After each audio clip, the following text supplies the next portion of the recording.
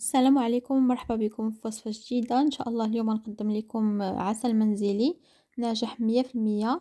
سهل كي يوجد، يعني ماشي ضروري تكون عندكم طنجرة ديال الضغط، فقط طنجرة عادية.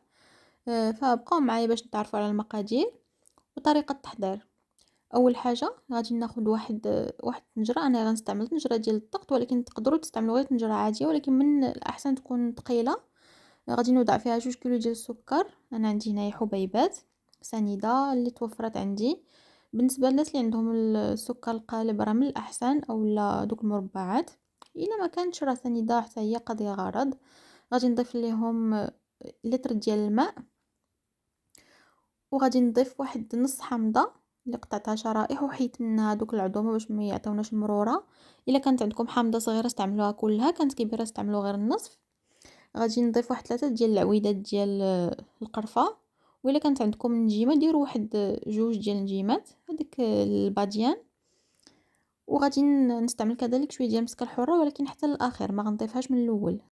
صافي غادي نرد الطنجره ديالي فوق النار وغادي نسد عليها. الا كنتو غتستعملوا الكوكوط غادي تبداو تحسبوا 35 دقيقه فاش تبدا تصفر الكوكوط، اولا فاش تبدا تدور عاد باش تحسبوا 35 دقيقه. كنتو غتستعملوا غير الطنجره العاديه، غادي تخليوها تقريبا بين ساعة وساعة وربع، يعني غتبقاو تطلعوا عليه مرة مرة وتشوفوا واش موجود ولا لا. بالنسبة للناس اللي غيستعملوا الكوكوط، العافية تكون في الاول مجهدة شوية حتى تبدا تصفر، وكنقصوا ليها يعني كنديروا عافية متوسطة. بالنسبة للطنجرة العادي غادي نخليوه على نار متوسطة، وكيف ما قلت مرة مرة نبقاو نطلعوا عليه. صافي هنايا فاش وجد العسل ديالي من بعد 35 دقيقة بالضبط،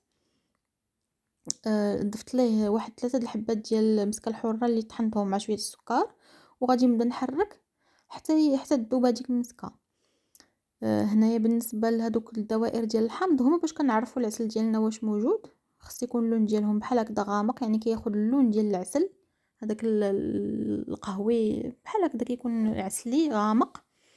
بهذا كنعرفوا باللي راه العسل ديالنا موجود، وكنخليوه يرتاح ليله كاملها عاد باش كنشوفوا القوام ديالو كيفاش كيجي. هنايا كيف ما كتشوفوا راه ناجح 100%. القوام ديالو ثقيل وزوين. بالنسبه الى تلاقيتوه خفيف، يعني القوام ديالو خفيف، كتردوه فوق العافيه، كتزيدوا ليه واحد 15 دقيقه، 10 حتى 15 دقيقه.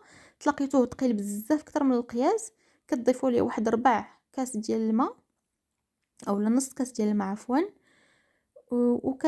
كتردوه فوق العافيه غير كيدوب، يعني كيسخن ماشي كيفيض. صافي وكتطفيو عليه وراه كيكون موجود، يعني ما كيكون ناجح في جميع الاحوال، يعني ما كيخسرش لينا ما عدا الى تحرق راه ما عندنا ما نديرو. وهنا كنوصلوا لنهايه الوصفه. كنشكركم على حسن المتابعه. الى عجبكم الفيديو ديروا ليه لايك، ولقاكم في فيديو جديد ان شاء الله. رمضانكم مبارك كريم، والسلام عليكم ورحمه الله وبركاته.